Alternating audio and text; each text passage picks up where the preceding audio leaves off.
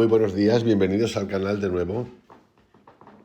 Bienvenidos a la continuación de un curso sobre el yo y bienvenidos al tema de hoy, que es fantástico porque es el tiempo y el espacio.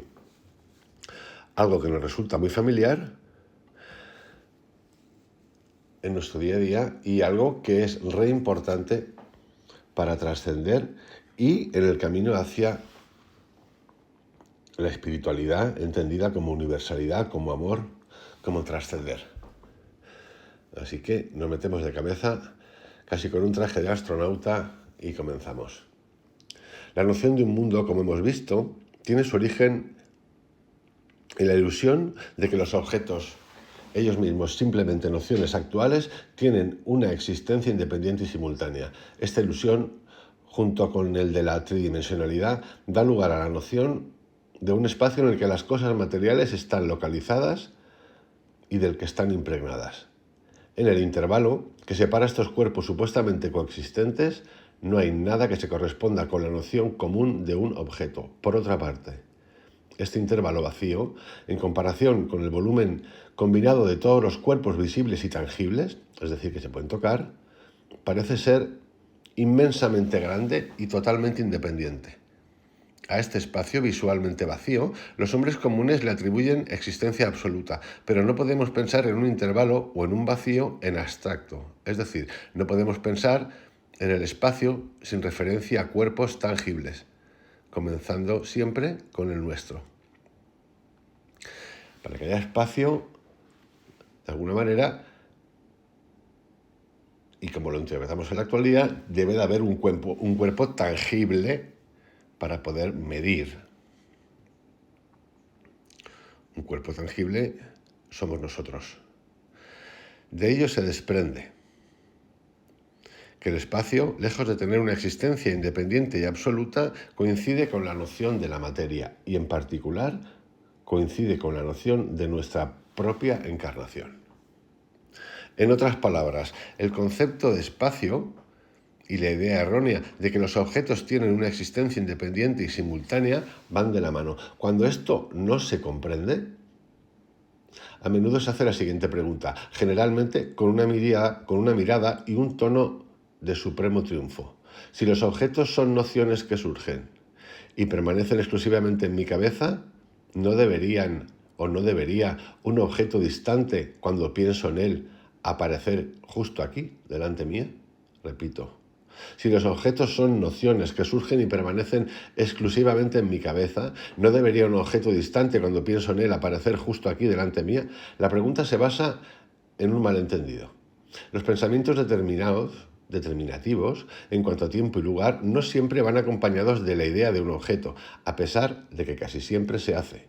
Y eso con una rapidez tal que la pregunta parece plausible a primera vista. Sin embargo, el objeto en sí mismo, cuando estamos pensando específicamente en él, no tiene ninguna localización. Es decir, no pensamos en él como estando cerca o lejos, aquí o allá. La noción del objeto está solo presente para la consciencia. Se necesita un pensamiento separado o una serie de pensamientos para situar el objeto en relación con los demás. Esto será evidente si consideramos el tipo de impresiones sensoriales que espontáneamente son evocadas con las palabras aquí y allí. Y además, la misma memoria que nos hace creer en la existencia de los objetos no permitirá que veamos el Vesubio en nuestro escritorio. En este punto, vuelvo a recordar lo que ya se ha dicho sobre el pensamiento abstracto. El espacio, la localización, la distancia, la proximidad y la dirección son términos abstractos que se derivan de las percepciones presentes, sin los cuales no tendrían sentido. Estas generalidades convenientes se tienden a convertir en entidades absolutas. Nunca se debe olvidar que cada vez que utilizamos tales palabras estamos hablando de imágenes o sensaciones actuales, por vagas que puedan ser, porque no hay diferencia entre la conciencia mental y la física. A partir de estas consideraciones surge un hecho importante. Si los objetos materiales y su situación espacial son vistos como nociones separadas, vinculadas únicamente por la memoria, es decir, en la mente, debe quedar claro que los objetos están situados no en algún espacio invisible y externo, sino en la consciencia de su perceptor, es decir, en nuestra conciencia. Vamos a entrar un poquito más profundamente en la ilusión, en la causalidad, en el cambio. Una característica de la experiencia de la vigilia y el sueño es la de la mutación. Pero nada en verdad cambia, ya que cuando el prototipo ha cambiado, ha dejado de existir. En otras palabras, si el objeto supuestamente alterado ha dejado de existir en su forma anterior, no podemos entonces decir que la forma actual sea otra cosa que una nueva forma, es decir, otro objeto original de la consciencia. Puede surgir la pregunta de si los registros tomados del original o de la memoria no proporcionan una base adecuada para comparar y asociar los dos objetos, el viejo y el nuevo. Pero una fotografía, por ejemplo, solo puede ser una extensión de la memoria, cuando no es simplemente un sustituto. Y en cuanto a las ideas del hombre común, con respecto a la naturaleza de la memoria, se basan en un malentendido, como veremos en un momento. El recuerdo es meramente un tipo de pensamiento entre otros, formando cada recuerdo el actual y por tanto completamente nuevo, objeto de consciencia. Esto es importantísimo. El recuerdo es meramente un tipo de pensamiento entre otros, formando cada recuerdo el actual y por tanto completamente nuevo, objeto de consciencia. Es como si, habiendo pasado, el recuerdo fueran como una serie de fotogramas que vamos en pensamiento, en el ahora, creando, fabricando como una película. Y cada recuerdo se añade al otro, acerca de esa experiencia, hasta que nos trae el recuerdo actual de lo que pensamos que era hace tiempo. Causalidad. Es imposible vivir en el mundo a menos que aceptemos la causalidad, pero es imposible entender la naturaleza del mundo si se acepta la causalidad. Es imposible, repito, vivir en el mundo a menos que aceptemos la causalidad, pero es imposible entender la naturaleza del mundo si se acepta la causalidad. Su aceptación equivale a la concesión de la existencia independiente y simultánea de los objetos, cualquiera de los cuales puede ser afectado por otro. Hemos visto que esto es una imposibilidad, porque un objeto no puede existir a menos que se piense en él, y dos pensamientos no pueden ocurrir simultáneamente. Sin embargo, si hacemos esta concesión por el bien del argumento de que los objetos podrían existir con independencia de ser conocidos, aún deberíamos ser incapaces de permitir la relación de causa y efecto, estrictamente hablando. Es sólo después de la ocurrencia que podemos tomarlo, al objeto, como efecto de una causa, momento en el cual la pretendida causa se debe suponer que ha pasado completamente al efecto. Los dos nunca se han observado conjuntamente, por lo tanto, la causalidad es un término sin sentido. A pesar de que todos los hombres experimentan el yo como una continuidad ininterrumpida, normalmente no se dan cuenta de su existencia excepto como el sujeto ante el cual los objetos aparecen de forma discontinua. Esto es de esperar, ya que no han investigado la naturaleza del sueño profundo. Por otra parte, ya que siempre enfatizan el aspecto objetivo de su experiencia y pasan por alto el subjetivo, transfieren la continuidad de la consciencia a los objetos de la consciencia en la forma de relación. La consciencia aparece entonces como el recuerdo que relaciona un pensamiento con otro, pero el recuerdo, como ya se ha dicho, es solo un tipo de pensamiento y dos pensamientos no pueden ocurrir simultáneamente. Resumiendo, un pensamiento es la consciencia de un objeto y cada nuevo pensamiento nos indica un nuevo objeto. Puesto que dos pensamientos no pueden ocurrir juntos, se deduce que dos objetos no pueden existir. ¿Cómo entonces podrían relacionarse? Por lo tanto, las ideas de cambio y causalidad son erróneas, ya que el incidente del cambio o la relación de una causa con su efecto es una ficción. Está entrada en el tiempo, en el espacio, en la ilusión, en la imposibilidad de tener dos pensamientos a la vez. Hacer el ejercicio y veréis como que no da. Es brutal.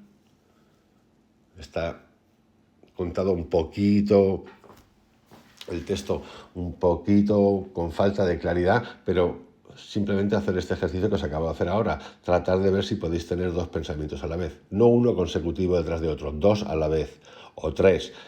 Es imposible. No se da. Y mira que el ser humano es complejo. Somos súper complejos. Tenemos unas capacidades bestiales, pero hacer la prueba. En cuanto a la relación del tiempo y el espacio, si concedemos realidad al espacio cuando también concedemos realidad al cuerpo del perceptor, se requieren varias percepciones para que se forme la noción de extensión. Estas diferentes percepciones toman tiempo, es decir, que son sucesivas. El espacio está, por tanto, inseparablemente unido al tiempo, y el tiempo a la memoria de las percepciones sucesivas, concediendo también la existencia real de una facultad retentiva, es decir, que retiene. Muchos pensadores creen que el concepto de tiempo no puede tenerse plenamente en cuenta, a menos que distingamos entre el tiempo perceptual o subjetivo, que está confinado en el ahora del presente perpetuamente cambiante, y el tiempo conceptual u objetivo, que incluye todos los periodos de tiempo y en el que los eventos que llamamos pasado, presente y futuro pueden estar relacionados mutua y fijamente. Pero no se puede establecer una clara distinción entre el tiempo perceptual y el conceptual, porque no puede postularse uno sin el otro. Sin embargo, si tenemos en cuenta el ahora del presente en su totalidad, por sí mismo, tal como ocurre en la experiencia, el tiempo no necesita ser postulado en absoluto. Y si examinamos detenidamente nuestras ideas de pasado, presente y futuro, encontramos que son gratuitas y así de nuevo no podemos postular el tiempo. Ambos puntos se explicarán a continuación. Tiempo y atemporalidad. Duración y noción del tiempo. Como ya he indicado anteriormente, el sueño profundo es un estado de ser incondicionado, cuando se ve desde su propio punto de vista y en realidad. Decimos, sin embargo, que hemos dormido durante muchas horas, al igual que describimos como breve el intervalo entre dos pensamientos. En ambos casos le atribuimos al ser incondicionado una existencia en el tiempo. Pero si tenemos en cuenta cuidadosamente la experiencia real, veremos que la duración no tiene parte en ello. Experimentamos la duración solo en estados caracterizados por la sucesión de pensamientos. Por lo tanto, el tiempo es el objeto de la consciencia. El tiempo, en otras palabras, no tiene existencia a menos que estemos pensando en él. Tiempo y pensamiento. Creamos tiempo y lo percibimos solo si pensamos en él. Y nuestro concepto del tiempo se basa en las ideas de pasado, presente y futuro. Ahora bien, esta división del tiempo no tiene un significado real. La idea de un pasado o un futuro acontecimiento ocurre siempre como un objeto actual de conciencia, es decir, siempre ocurre en el ahora, y el acontecimiento que supuestamente recordamos o esperamos debe haber sido o será, es siempre una experiencia presente. Por otra parte, en sentido estricto, un acontecimiento pasado como tal ya ha desaparecido por completo y un acontecimiento futuro como tal es totalmente inexistente. De ello se desprende que al pensar en sucesos pasados y futuros lo hacemos solo con referencia a un tiempo presente, pero sin un pasado y un futuro subsistentes no podríamos formar ninguna noción del presente. No puede haber, de hecho, un presente. Repito, pero sin un pasado y un futuro subsistentes no podríamos formar ninguna noción de presente. No puede haber, de hecho, un presente sin que haya un tiempo pasado ni futuro. La consciencia sustituye y está siempre presente por sí sola. Esto es importante porque si lo lleváis a unos términos más cotidianos cuando existen personas tipo Nostradamus y tantos otros, que hay muchísimos por el mundo, muchísimas, que te dicen en tal fecha, en tal época va a pasar esto. Y eso es futuro.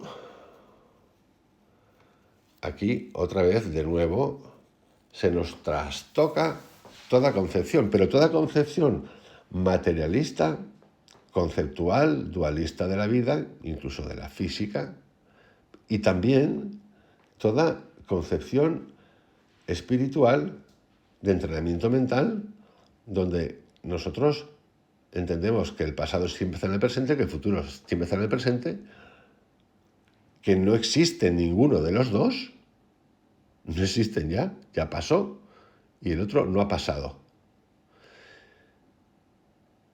Y sin embargo, estos clarividentes tienen la facultad de decirte lo que va a pasar y pasa.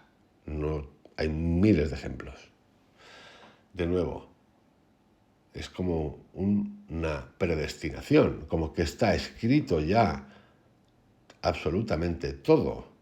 Y si está escrito todo a nivel global, ante estas cosas que puede decir alguien, pues lo sé, lo que pasó en las Torres Gemelas, mil cosas más, ¿por qué no también está escrito de alguna manera, más allá de que nosotros sepamos que podemos modificar todo, está escrito de alguna manera nuestro destino,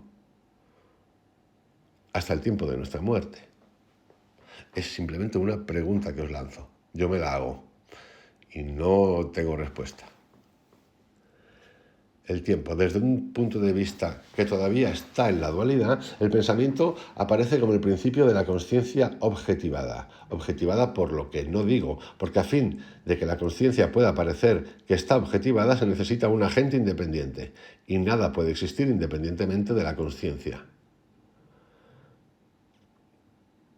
Permítame entonces repetir, en los únicos términos disponibles, que el pensamiento es la objetivización aparente de la consciencia. Permíteme añadir, además, que cada pensamiento como tal tiene un objeto y que los dos son inseparables. Ahora bien, el tiempo o la noción de sucesión es uno de estos objetos, y el tiempo está en consciencia, es consciencia y es consciencia objetivada.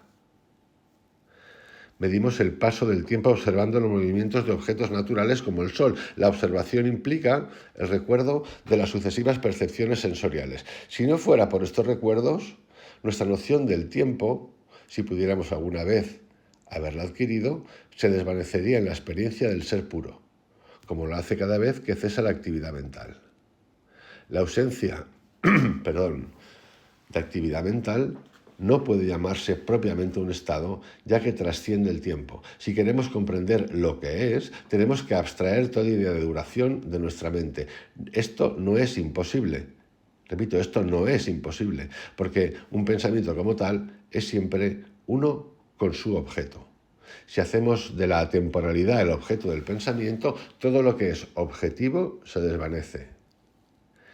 Y realizamos la atemporalidad como el ser puro inmutable.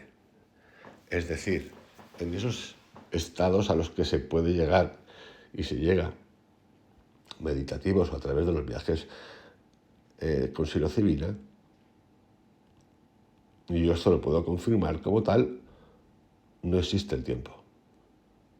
Es más, la interpretación que puedes hacer del espacio, yo diría que es hasta ambigua. Puede ser que notes una distancia o incluso profundidad, pero es ambigua porque primero no puedes ponerle nombre, no puedes ponerle distancia, no tienes una variable para medirla o ni siquiera intuirla, y a la vez todo eso pertenece a un todo que está a la vez cerca, dentro, y a la vez el afuera, si es que eso es afuera, que lo percibes incluso como afuera, como distancia, increíblemente, también es todo. Es percibir el cerca y el lejos, por decirlo de alguna manera, en inmenso, porque los dos son inmensos, el cerca y el lejos son inmensos juntos. Entonces, la mejor manera que se me ocurre de interpretar esto. Nos queda un poquito más y tiene que ver con situar la experiencia del tiempo, pasado, presente y futuro, dormir y no dualidad, el eterno presente y una conclusión. Como ya se ha indicado, cuando estamos pensando en un objeto específico, no hay nada más presente en la consciencia y no hay entonces ninguna idea de la ubicación del objeto. Se requiere un pensamiento separado o una serie de pensamientos para situar a ese objeto en relación con otros. Estos pensamientos determinativos permanecen casi siempre invariables. Del mismo modo, así como un grupo de sensaciones que formarán la idea de un objeto es seguido habitualmente por otro grupo de sensaciones que sitúa el objeto en el espacio, así ocurre con cualquier tipo de experiencia que es seguida habitualmente por otra que le sitúa o la sitúa en el tiempo, es decir, relaciona la experiencia con la sucesión de pensamiento en general. El grupo de pensamientos así situados son entonces considerados como una ocurrencia presente, aunque ya es pasado. Se considera que es una ocurrencia pasada solo cuando surgen nuevos pensamientos. Pensar sobre lo pensado, pensar sobre lo ocurrido, que ya era pasado. Pasado, presente y futuro. Yo pensé significa realmente yo soy actualmente consciente del tipo de pensamiento llamado memoria o recuerdo. Yo pensaré significa realmente que soy actualmente consciente del tipo de pensamiento llamado una expectativa o una intención o una predicción. Yo pienso significa realmente que soy actualmente consciente del tipo de pensamiento llamado una realidad o una ocurrencia presente. Es evidente que la ausencia de experiencia objetiva no puede ser pensada o hablada como una ocurrencia presente. En primer lugar, no hay ninguna ocurrencia. En segundo lugar, no hay ningún individuo que piense o hable. La aparente dualidad de un sujeto consciente y su objeto solo surge cuando surge la experiencia objetiva. Yo dormí, o yo era inconsciente, y ahora vamos a entrar en el dormir y la no dualidad, significa realmente que soy actualmente consciente de un recuerdo relacionado con la ausencia de pensamiento. Pero no es la ausencia de pensamiento como tal lo que se recuerda. El dormir y la inconsciencia son conceptos basados en la memoria de condiciones que precedieron y siguieron al cese de la experiencia individual. Digo esto desde el punto de vista del hombre común que piensa en el dormir como algo que ocurre en el tiempo, es decir, que tiene un principio y un fin, por lo que es parte de la experiencia de la vigilia. Mientras que el dormir, desde su propio punto de vista, no puede decirse que ocurra en absoluto. El dormir o sueño profundo, en sí mismo, es no temporal y no es un estado activo ni pasivo. La duración, actividad y pasividad pertenecen exclusivamente al ámbito objetivo que, en el sueño profundo, es inexistente. Pero algún estado positivo, que corresponde a lo que se llama negativamente la ausencia del pensamiento, sin duda existe. Y cuando yo lo llamo un estado, no es un estado en la acepción común de la palabra, porque los estados comienzan y terminan, pero este es no temporal. En él nos fundimos en la no dualidad, dispuestos de alguna forma a ser, o más bien parecer ser, el sujeto consciente cuando se experimentan los objetos o parecen ser experimentados. Sin embargo, la no dualidad permanece como el sustrato y realidad de la experiencia dualista, aunque no podemos como individuos ser conscientes de su existencia cuando nuestra atención se dirige hacia el exterior. Al igual que el espacio, que sería inconcebible si los objetos que se suponen deben impregnar, el tiempo también puede no ser más que una noción. Nunca es experimentado directamente, necesita de un intermediario.